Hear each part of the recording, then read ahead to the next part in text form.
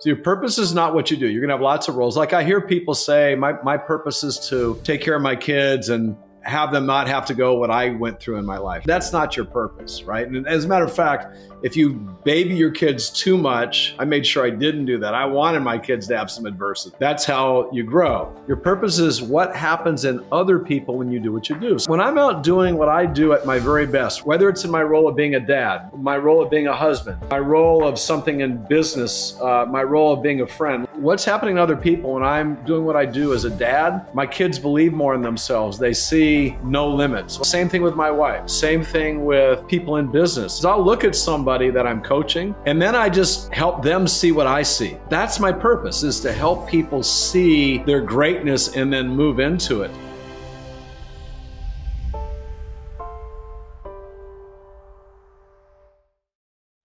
Hello, everyone. Welcome to the newest episode of the Bridging Podcast. First of all, I'm super grateful that you're here together with me on this journey one more time, to be together with me on the bridge where we all can learn, practice, and transform in all areas of our lives.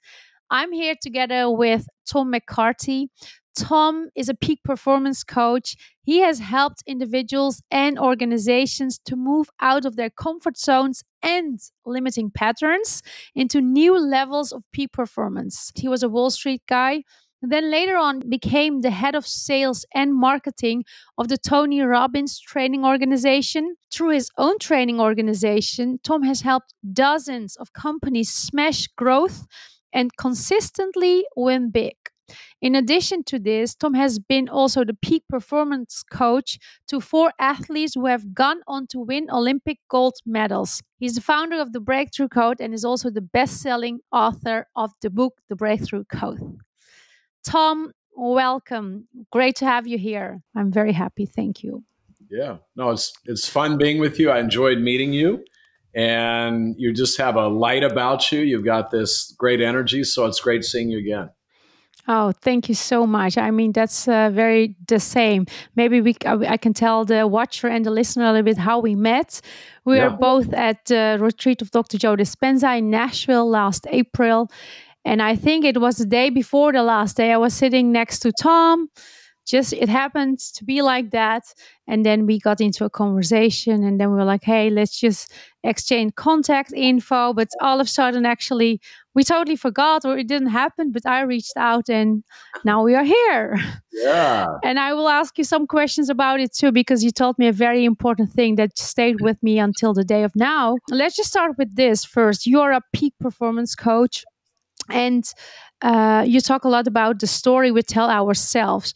What are your thoughts on the story we tell ourselves about ourselves? Well, the story you tell yourself about yourself is literally becomes who you are. So it's very, very important that you know what your story is. And if you don't like your story, you don't have to stick to your story. You can change it. You can let go of parts of it.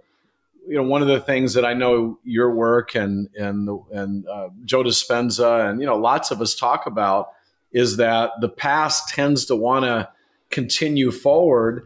And there's parts of the past that are beautiful and wonderful and we want to take into our future because, you know, they'll create greatness. And then there's parts of our past that deserve to be in our past, deserve to us to be able to look back and say, all right, thank you very much. But I'm going on to another part of me. And part of what we can do with our story is actually say, you know, because when I'm doing trainings and, you know, we do peak performance work with people, I wrote a book called The Breakthrough Code. We teach people how to speak more effectively. I've got a company that does a lot of that. And people will come in and they'll go, oh, I always get nervous right before I speak. And I said, what do you mean you always get nervous right before you speak? You know, and then they go, well, no, every time I've done it, I've always gotten nervous. And so then I start helping them kind of shift that. And at first it's, if it comes up again, they go, you know, I'm getting really nervous. I said, you're getting really excited? Is that what you're trying to tell me? And they're looking at me like, he doesn't know what I'm saying. No, I'm getting really nervous. Oh, you're getting really excited. But I'm trying to make them aware how often they start describing themselves by some past experience. And then they can kind of laugh. And I literally am helping them to shift into a new story. Now, they still want to hold on to the old story because it was their truth. So I just say, hey, look, say it this way. In the past, I used to get nervous before I speak, but now I get excited because I know I'm going to go out and help a lot of people.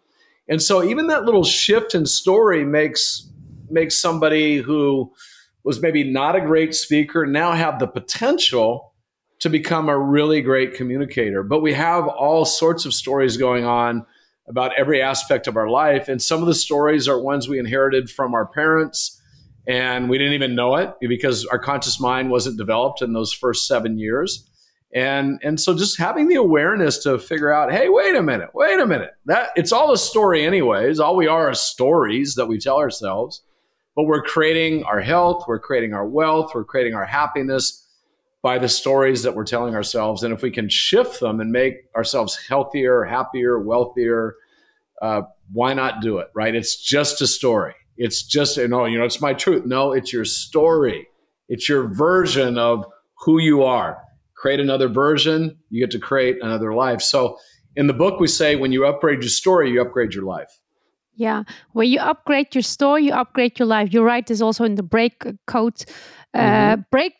I'm so sorry, in your book, Breakthrough Code. Yeah.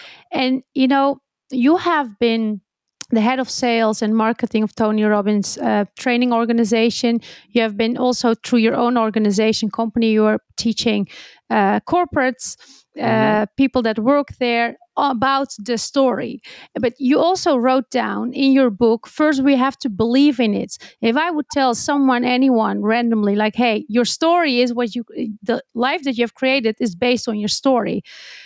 Do you think a person first needs to believe that is the truth in order to create a new story? Because, it's so easy to say first, but because of my upbringing, because of my cultural diversity, because of my parents who are sick, because of whatever. Yeah. We mentioned I worked with Tony Robbins. That was in my 20s. That was a long time ago. But I headed up all sales and marketing with him. And one of the things that we're interested in is why certain people, for instance, could lose weight and not gain it back versus other people would lose weight, but then gain it back within a year or 6 months or whatever. People would quit smoking, never smoke again. Some of them. Some would quit smoking and then they would go back to smoking. So what was the difference between someone who maintained an improvement and someone who reverted back to a past version of themselves? And the answer wasn't discipline. They were both very, very disciplined. It wasn't just willpower. They both had willpower enough to at least lose it. But ultimately, it was their story, and it was the level of story where we call it your identity, like a super deeply embedded identity of who you are.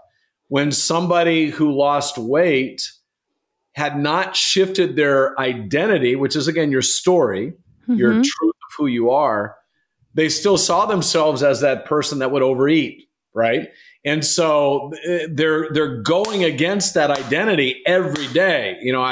I really love to overeat, but today I'm not going to do it.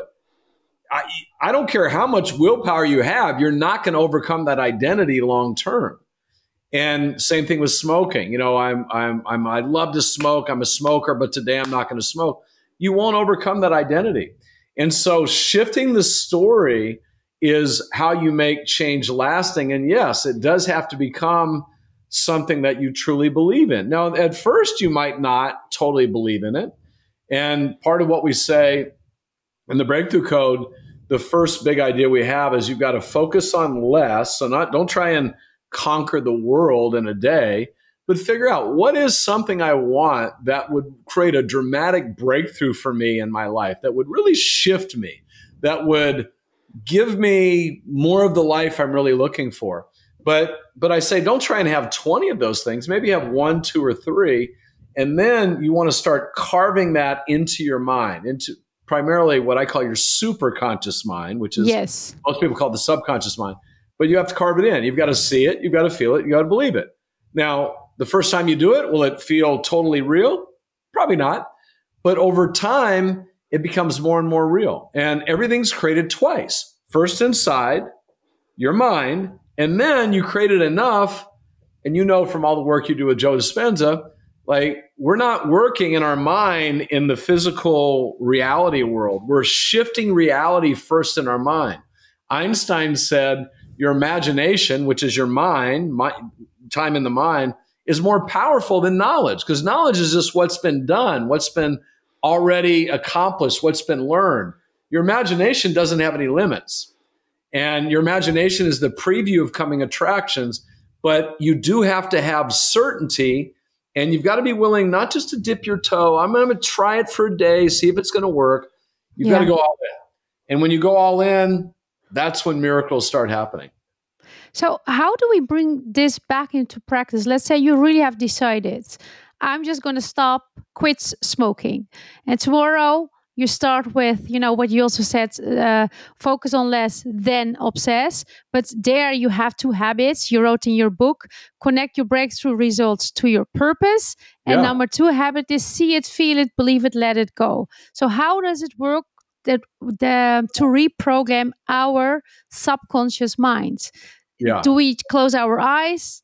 Do we meditate? Can you just tell us more? Yeah, the way I do it is I get into a relaxed state, and then I and this is a lot of the work that you do too, I know, but I go to a place where I'm not me, I'm pure possibility. Mm-hmm. And then I see, because we have infinite realities of who we are in quantum physics and the quantum world, I literally see myself already. If I was going to stop smoking, there's a version of me that's not a smoker. It's a non-smoker. And then I connect with that. I see it. I feel it. I believe it. It feels really good. So I'm feeling what I would feel like if I'm, and I saw my mom do this without even knowing all this. Like, she was a smoker back in the day because no one knew it was bad, and she was a nurse, and then they found out it was bad, and she quit smoking. But she didn't quit smoking going, oh, I crave a cigarette. She never smoked again, and she didn't even like being around smoke. Her identity became a non-smoker. Now, she didn't know these things. I don't think she meditated on it, but somehow she was able to do that, where she brought in a version of herself that was a non-smoker, where she did not crave smoking. She didn't, as I said, she didn't even want to be around it. She was one of those people that was obnoxious, like, doing that to people, when they might be smoking around her. So this is what we are able to do. The subtitle of the book is Living a Life Without Limits. I don't believe we have limits. I just don't believe it, because everything's energy, and energy follows thought, and thoughts become things. So you have the ultimate ability to create anything virtually you want in life, any version of you want, because you can think, you can use your mind, you can process, you can visualize, you can feel. And thinking and feeling, seeing and feeling are so critical for the superconscious mind.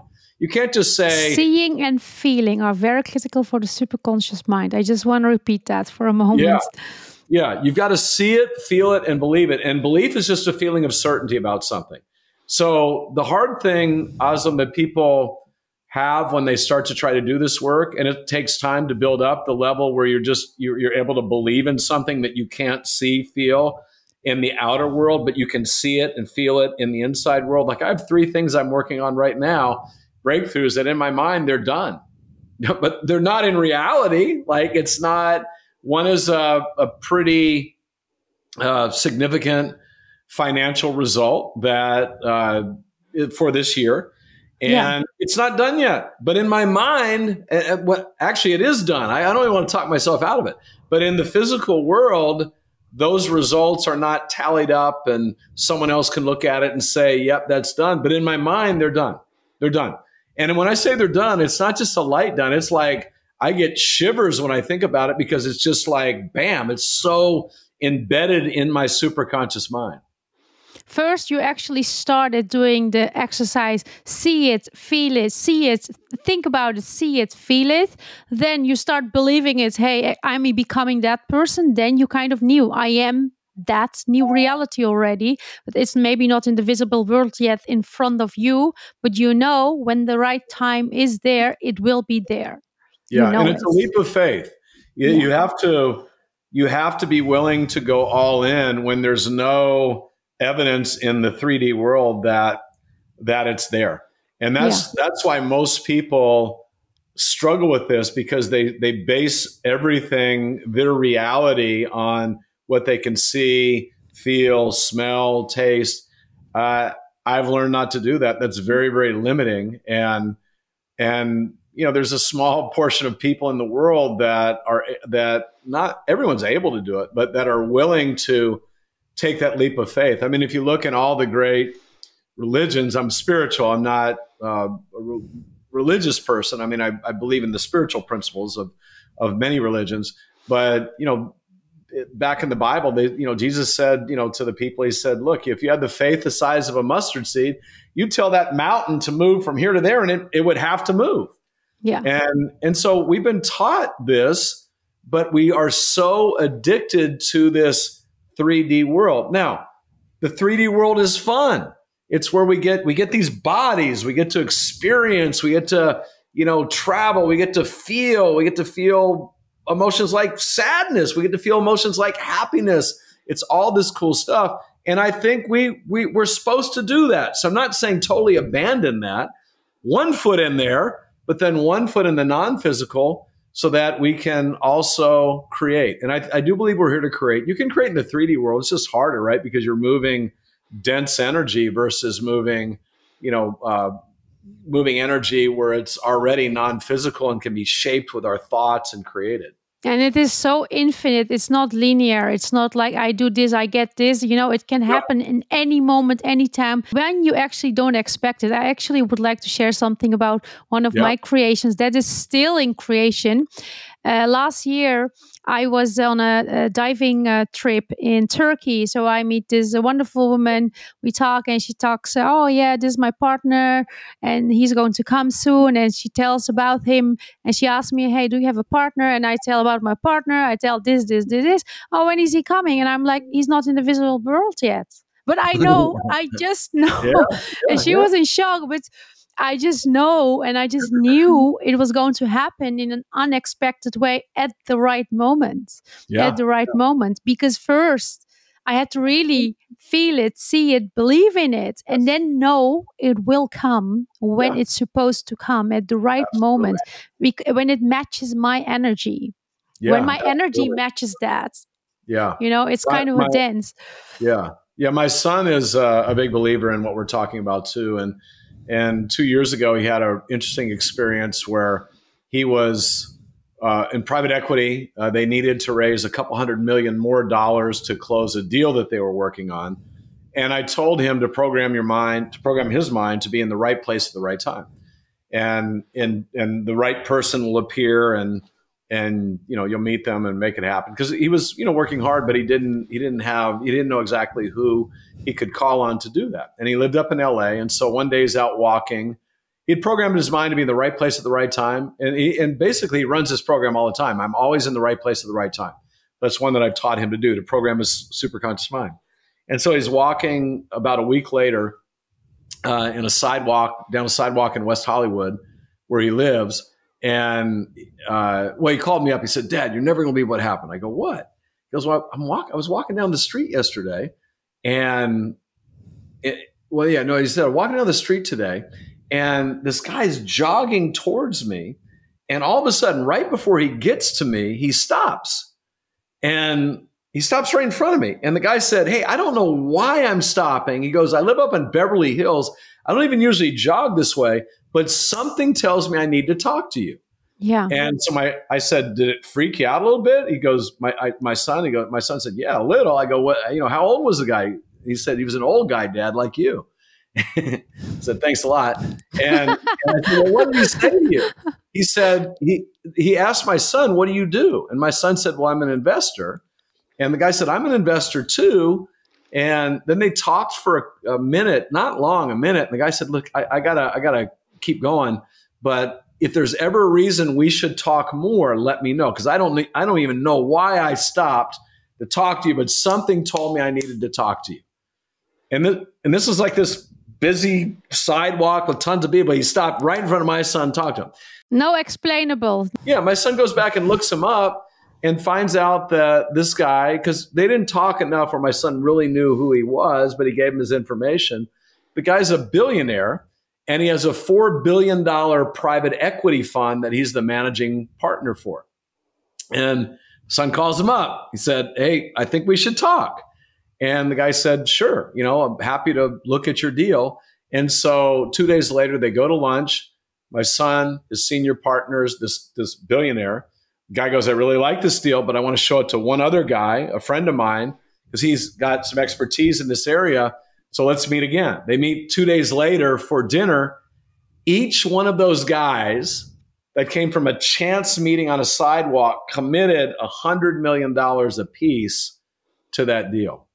Wow. Now, that came because my son wasn't working, and the difficulty of him connecting, if he even knew who that guy was, in the purely physical world would have been immense. But he was able to create that connection in the non-physical somehow, because our superconscious mind is not in our body, right? It extends beyond our body. It's probably why you sat down next to me.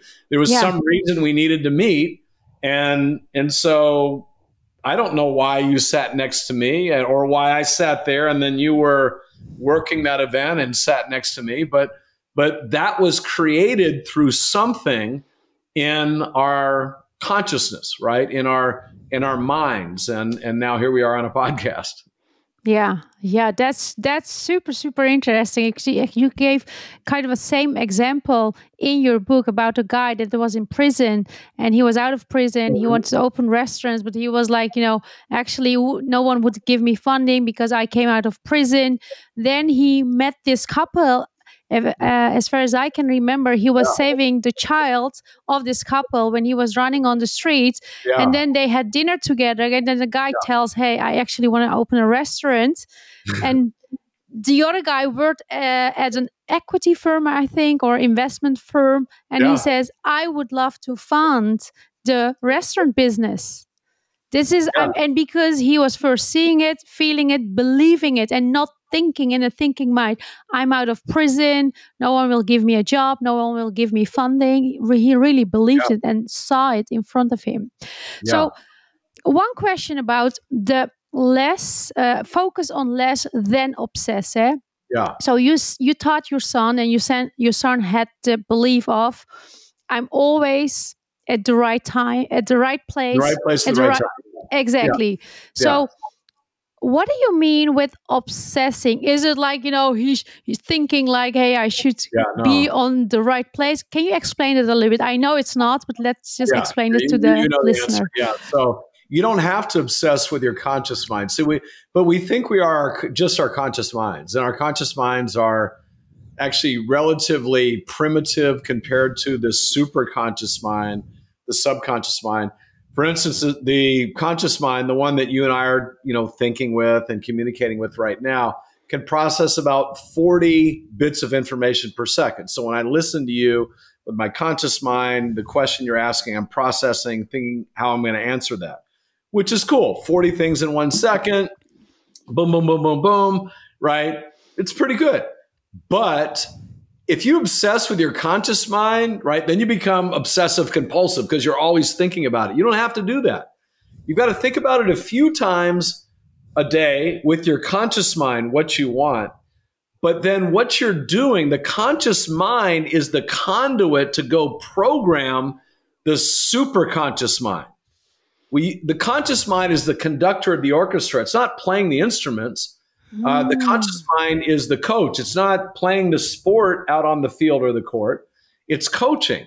And so we coach the superconscious, and the superconscious is really taking over, obsessing about it, because it's like, oh, Özlem told us this is, I'm playing the superconscious mind now. Özlem told us that this is really important. Make it happen for her.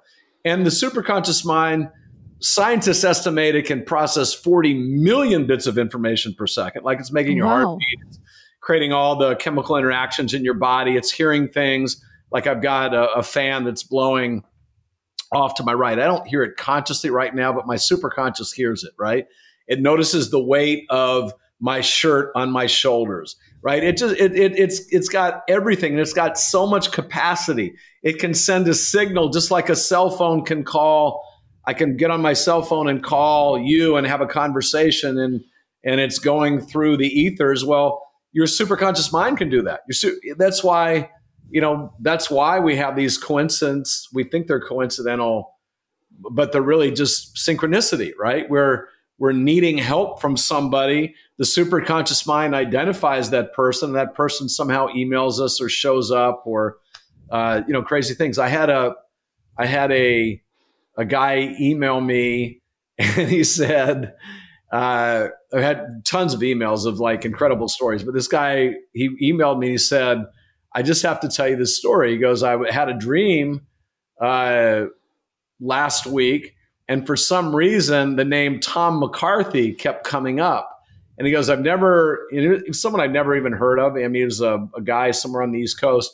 And he said, so I woke up and I told my wife, like, look up Tom McCarthy, because I don't know who he is, but somehow, I'm supposed to learn something from him. Yeah. And there's a Tom McCarthy who's like a director and an actor. And so that name came up. But anyways, his wife said, there's this Tom McCarthy that wrote a book called The Breakthrough Code. And so he ended up getting that book from a dream, right? From a dream, and read the book. And he said it shifted his life. He was a guy who had gone through some hardships, had been a Marine, had some physical difficulties, had kind of given up a little bit on life. And now he's back in control of his life. How the hell did that happen, right? I have no clue, other than the fact that somehow his mind and my mind connected, or somebody's mind connected with him and planted that name, my name, in his consciousness, where he took action and got the book, and now his life has shifted. Yeah, I just want to say about the book, I've read your book, and it's so well and nice written. I have read so many different books, non-fiction, but this is fiction with a message, and actually with a lot of learnings. And I love it so much. It did not feel like another textbook that I'm learning things. It really felt like I went through that guy that was being coached by Mr. Woodbury, I think. Yeah. But really amazing, very, very nice written. Thank you so much for that. Yeah, no, thank you. And I wanted it to be that way. I've written a couple other books that were nonfiction, and taking the leap and writing a parable was, something I was a little bit uncomfortable with. That's good. That's what we got to do, is get uncomfortable. And I wanted it to be a story that wasn't like the person struggles, they meet the mentor, voila, everything's great. Because that's not the way life works, right? You learn something, you get a little bit better, like, oh, another difficulty sometimes. Then you need to learn something else. And so I had mentors in there. One was, as you said, came out of prison. I had a female mentor. That was really important to me, to have a strong female who was able to be very successful in business, but also have a marriage, love relationship, and also be a mother and be able to do it all, right? Because I think that was a message that I want my daughter to have. And my wife has done a great job at that. She's actually been a great role model for that too. Yeah, I just want to say for the watcher and listener, if they want to get your book, they can find it on Amazon or the Dutch website, bol.com. We will put it in the episode notes for the Dutch listener. I want to ask something about your upbringing and your story. So you teach many people, you have taught many people about how to change their story in their head about themselves and how to change their lives. You have a super interesting story. I mean, how you grew up, with your mom. Can you tell us a little bit about it and how that shaped you to become who you are right now? Yeah, when you see somebody who's had some success, you think, oh my gosh, their life is so blessed and everything's worked out perfectly. And behind the scenes, and I know so many people, I've been in this business a long time,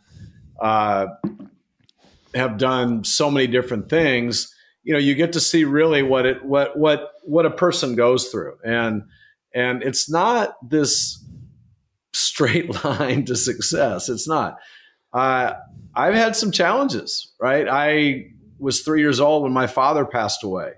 And I had a little 2-year-old brother at the time. I had a little baby brother that was 6 months old. My mom was a 28-year-old, all of a sudden now single mom because my dad passed away. He was an Army officer that was in the Vietnam War. And we struggled. We didn't have any money. We had love, but we didn't have any money. We had at least I had lots of fear, anxiety. I felt the world wasn't fair. I did not see my life progressing on a great path. When you have something like that happen to you where, it shakes your world up, where you don't see life as black and white anymore. It's like, wow, what the hell's happening? But that was a blessing. That's what really set me on the path to where I'm at right now. I mean, I think if I would have had like the perfect little life and intact family and everything worked out great, I don't think I would be thinking the thoughts I'm thinking today. I wouldn't be as curious. I wouldn't be as committed to helping people as I am today. I know what it's like to have grief and sadness and fear and anxiety. I know what that's like. I've had that, right? And it opened me up though, because I'm like, this doesn't feel very good. I want to figure out how to get beyond this. And so I started reading books at like, you're too young to remember these, but Wayne Dyer. Yeah, I know Wayne Dyer. For sure. I read a book when I was pretty young that really kind of shook me up called Illusions, where basically it was a little parable, but everything's just an illusion and you can shift reality, which is what I believe in. We can shift reality. And so I learned that at a young age and it helped me, but I'm still on the path to learning that. But my dad's death and the challenges that we had growing up and challenges I faced, in business and things like that too, they've all been helpful to getting me to where I am today. And I love learning. I mean, my number one thing that excites me every day is learning and growing. And then when I learn something, like I look at what I'm really good at right now. I'm really good at leadership. I'm really good at speaking, communicating. I think I'm really good at peak performance. I've coached Olympic athletes. But every single one of those things that I'm really good at, I used to suck in. And I just learned how to get better in it. And then when I learned it, because I know what it's like not to be great at it, I love going out and sharing it and teaching it to other people.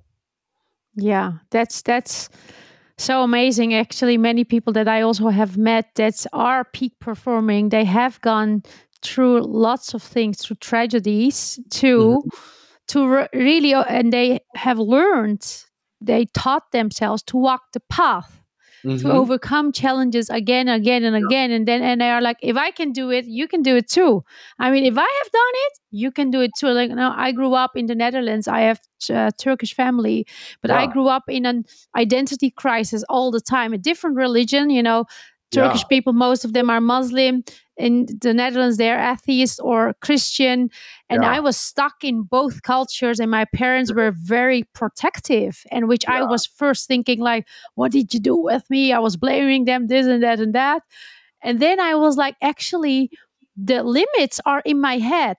Yeah. Every limit that I went through was only because it was in my head, but it was easy to blame others, to say, because I grew up this way, because the situation was this way. But really, I mean, anyone can do it, but you really need to do it.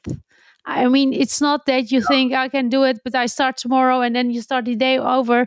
You consistently need to believe in it, see it, feel it, every day, and believe in it. Yeah, every day. Every single day, indeed. I want to ask something about what you told me in Nashville when we were sitting next to each other. You said, when my son was young, I taught him, you're God. And then he went to school, kindergarten, and he sat there, as a 4 or 5 year old child, like, I'm God. And they were even surprised. Like, what are you saying? You're God. Why did you teach your son that, and how did that influence his life? I got the story a little bit in Nashville, but I would love to. And my daughter too. My daughter's this amazing young lady. And so both kids now, we probably shocked a lot of people when we said you taught him he was God.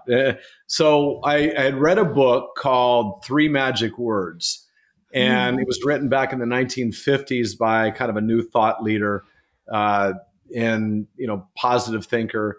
And the three magic words are, you are God. Now, it doesn't mean you're the ruler of everybody, in the traditional sense of you are God, but we were created by a creator, let's call it God, right? So, and whenever you create, part of you, right? When you create, part of you is in that creation. And so we were created by the creator, so we are creators. Yeah. And so I was talking to my son, and he was only like 4, and I think he was in preschool, so it was before even kindergarten. And I was talking to him and saying, and he was 4, right? So he's kind of understanding it, kind of not understanding. And I said, you're God. We're creators. We're here to create. We were created by God, and so part of that is within us, right? We are that.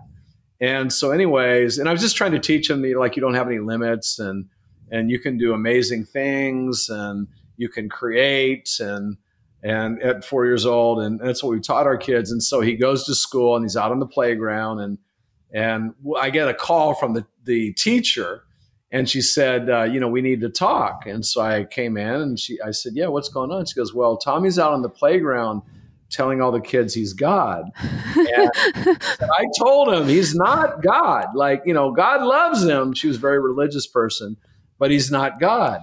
And I'm saying, okay, yeah, thank you for your help with that. I didn't fight her or try to explain it or anything. But then we got back home. We just had to have a conversation. Hey, listen, you are part of the creator. You don't need to go around telling everybody that, because not everyone else is going to understand this concept the way we talk about it in our family. Yeah. So my mom also used to tell me God is everywhere. And I thought it's a certain person which is watching me everywhere. But then later on, I start to feel it, feel it, and then know it. God is, or the higher power, whatever you want to call it, how you want to label it, it's everywhere. I'm part of that creation together with you, together with anyone that is listening, watching this. There's actually a very nice philosophy in some mosques. They as decoration of the mosque, they make geometric patterns. And years back, there was a meditation practice that was belonging to that, because it was only made by a compass, ruler, and one pencil. And they said one little shape. It was made of all circles, just the dots to each other. And it was said one little dot did not exist without the whole, and the whole did not exist without the little dot. So we are all fully connected and part of the God in this case, I would say. Yeah, no, we are. And I think shifting from thinking that there's a human-like figure that is bigger than, that is controlling us or punishing us, that's a big one for a lot of people. Something bad happens, oh, God did that to me, or something good happens, God did that for me. Listen, the divine wants whatever you want for yourself. And if you think thoughts that are thoughts leading you down a path of punishment, sadness, it'll say you have free will. You can go down that. It's not going to shift you. Now, I do think one thing you talked about, you mentioned, I do think we come into this existence where we are in a body with a purpose. So we come down here with a purpose that only we can fulfill for our time here in this existence, on this planet. And I do think when we can connect something we want in the physical world with our purpose, so even if it's an amount of money, let's say you have an amount of money that you want to create by adding value to people. And it's not greedy to want an amount of money. Maybe if you connect that amount of money, maybe it's a huge sum, right? $100 million or whatever. You connect an amount of money to your purpose. now all of a sudden it makes sense. Like for me, I'm not motivated by money. I've made a lot of money, but I do have some financial still results. I don't like to call them goals, but I do it because I'm teaching people there are no limits. So there shouldn't be a financial limit for me. And I love giving money back away, right? So I give it back and charities and philanthropy, but there shouldn't be any limits. And so I'll challenge myself with financial limits that are a little bit above, or not, maybe a lot above sometimes, where I think is reasonable, just so that I can be a better teacher and fulfill my purpose. But I don't do it just financially. I do it in lots of different areas of manifestation. Just because if I'm writing a book called The Breakthrough Code and it says a story about life without limits, living a life without limits, I better be proving that that's true with my own life. Exactly. But it is that financial results you want to create is also connected to a purpose. In this case, that's what you are connected to my purpose. So of me being a teacher of people that they don't have to have limits. Yeah. Yeah. So what would you recommend to people that actually question what their purpose is? Because you also hear some people saying, I don't know what my purpose is. I mean, I've looked for it. I've done this. I don't know. I mean, if I should just keep doing this job because I don't know what else to do. I don't know what my purpose is in life. You have these people. What would you recommend to them? How could they find or maybe feel the purpose that already is existing within them? Yeah. So your purpose is not your job, number one. It's not your roles. So it's not, like I'm a father. That's not my purpose. It was very, very important to me, being a great dad for my kids, because my dad died when I was young. I think I over-rotated on that, but that's not my purpose. I'm a husband of almost 32 years, but that's not my purpose. I'm a speaker, author, business person, entrepreneur. That's not my purpose. Your purpose is not what you do. Your purpose is what happens in other people when you do what you do, when you're working your magic at your best. What's happening in other people? Can you please repeat that, Tom? This is really important, I think. Yeah. So your purpose is not what you do. You're going to have lots of roles. Like I hear people say, my purpose is to take care of my kids and have them not have to go what I went through in my life. I said, that's not I don't tell them that, but that's not your purpose, right? And as a matter of fact, if you baby your kids too much, I made sure I didn't do that. I wanted my kids to have some adversity, right? That's how you grow. But that's not your purpose. Your purpose is not what you do. Your purpose is what happens in other people when you do what you do. So when I'm out doing what I do at my very best, whether it's in my role of being a dad or my role of being a husband, my role of something in business, my role of being a friend, like when I'm doing what I do best, what's happening to other people, and what's happening to other people when I'm doing what I do as a dad, my kids believe more in themselves. They see no limits. Same thing with my wife, same thing with people in business. I always, because I'll look at somebody that I'm coaching and they'll think, and they're very successful, like CEOs of big tech companies. They see themselves as like, okay, here's where I'm at. Here's what I can do. I always see them like way up here, like way beyond where they see themselves. And then I just help them see what I see and move towards this unlimited version of them that I have. But that's my purpose, is to help people see their greatness and then move into it. So I can do that in any role, in any friendship, on a podcast. Hopefully that's what I'm doing here with people, is just convincing them at a higher level that, man, I can just do whatever I want to do. I can be whatever I want to be. I can help whoever I want to help. Like there are no limits. I can create whatever I want to create. I truly believe that. Now, I'm not saying that's all easy, right? There's a process. That's what the book talks about, but it is possible. Yeah. So what is a daily ritual or routine you're having that actually makes you to be the best version of yourself, to keep your purpose alive? Yeah, and it is important to have some daily rituals, daily habits. We have 9 habits in the book that we talk about. So 3 big ideas, 9 habits. I am I'm always planting that seed and shaping the reality of that future event. I don't see it as a future event though in my mind. So I'm always doing that every day, morning, evening, and then typically, a meditation at some point throughout the day. Sometimes a longer meditation. I didn't used to meditate as long as I do Joe. now after going through the event. Yeah, so I used to have an hour. I maybe do half hour in the morning, half hour in the evening. Now I can sit, hour and a half and really just dive in and just see it, feel it, believe it, draw it into me. So always doing that. And then always noticing too, when something pops up that is an unpleasant thought, a belief that I feel could limit me, I'll go right behind here, sit in one of those chairs, and I'll sit myself down and I'll just go, all right, where'd this come from? And sometimes I try to identify like an age, and I'm using more of my intuition, thinking about, where did this belief come up? And then I go back to that age and I talk to that younger version of myself and I say, hey, here I am. I'm a lot older. We're okay. We did it. We're pretty good.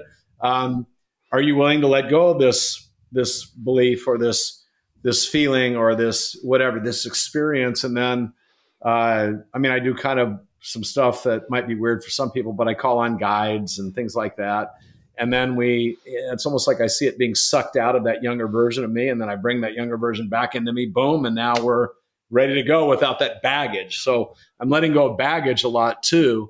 And I think we all have baggage that we need to let go of, the past parts of ourselves that we need to let go of so we can move forward. So I'm working on that. And then taking action. I'm always, but I don't believe in massive action. Like people think, you just have to like outwork. I used to do that. I used to just work. Then I got chronic fatigue. I'm like, okay.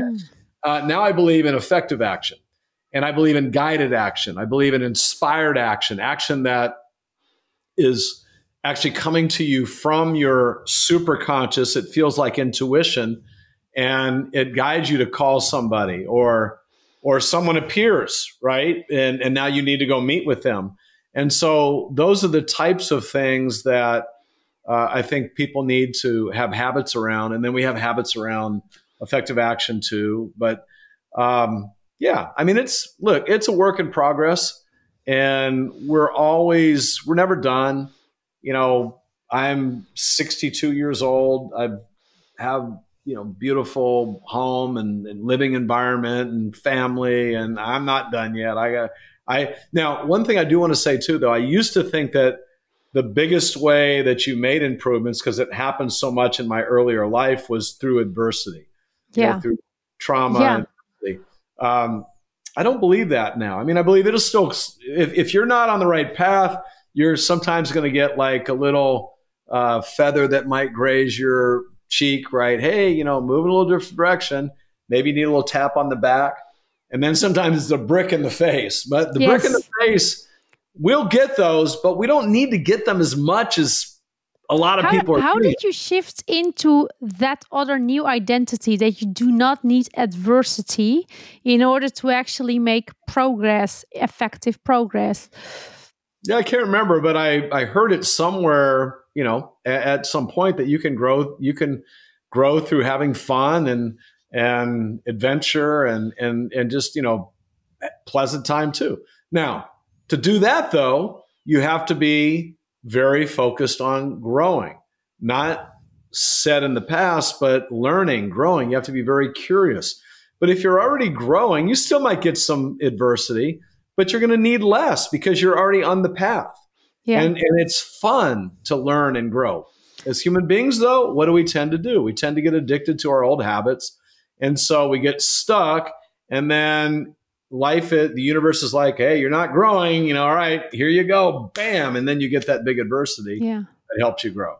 So I actually recognize that also in myself, because I had also a lot of adversity. And then when it stopped, I put myself unconsciously in adversity situations. So because I'm like, I'm not growing, I shouldn't have a job, because then I know I will find one. I shouldn't do this. Then I know it will happen in a very weird way. And then it became more the fun way. It was like, hey, I like growing. I like learning. Let's just do it a totally different way. I have a question actually around that ritual and routine you're having, like morning, evening, you said. Also, you wrote in the book down, morning, evening, see it, feel it, believe it, let it go. And then there was also something during the day of the main character. If some limiting belief comes up, you said, like, I sit on my couch and I just reflect on it, but you talked about shredder in your book. Can you just explain that a little bit? How does that work? Sure. It's a total mind game, but life is a mind game. You know, the stories we have, they're all made up. They're our version of what reality is. And you and I could look at the same thing and you could see one thing, I could see something different. We don't see with our eyes, we see with our story. Right? We don't hear with our ears. We hear with our story. We hear with our mind. And so the shredder is when you notice, and it's a quick little thing you can do, and I do that quite often. When you notice something popping up, again, the superconscious mind learns from not you saying, don't think that thought again. Like, it won't do anything with that. It learns from you giving it a picture of maybe that thought going away. It learns from it feeling a certain way about that thought.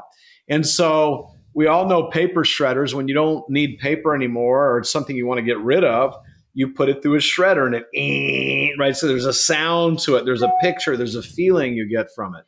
And so I teach people to shred thoughts, beliefs, experiences you don't want anymore.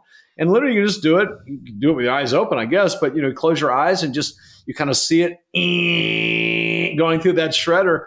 And now your mind is getting the message because, oh, I know what the shredder's for. It's for things we don't want anymore.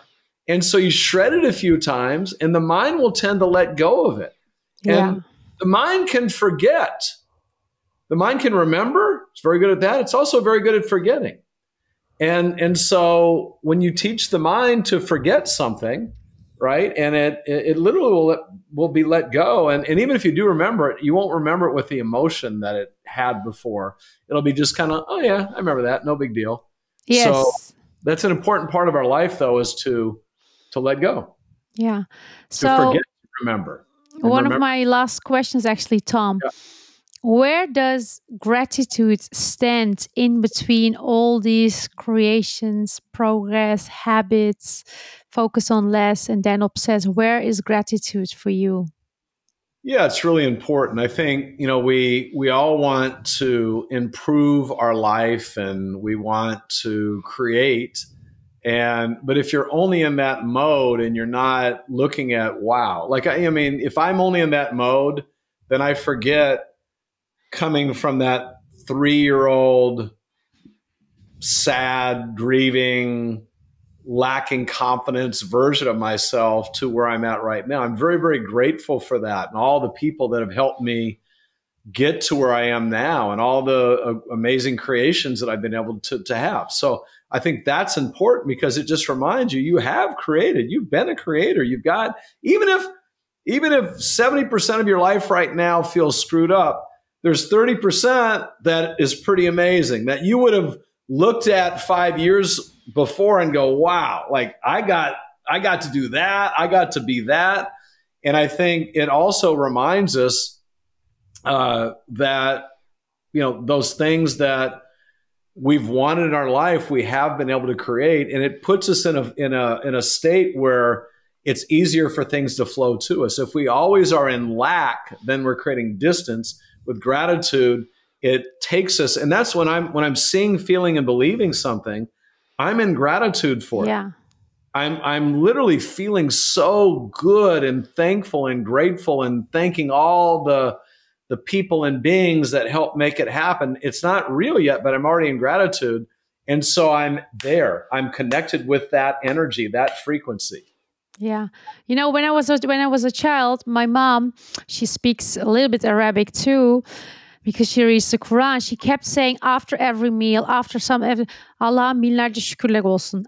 Meaning, God, thank you, God, thank you, God, thank you. And I don't think I just got it with my child mind, but the more I'm getting older, the more I feel it like, really, thank you. Thank you that I can see you right now. We have a camera. Thank we can hear each other.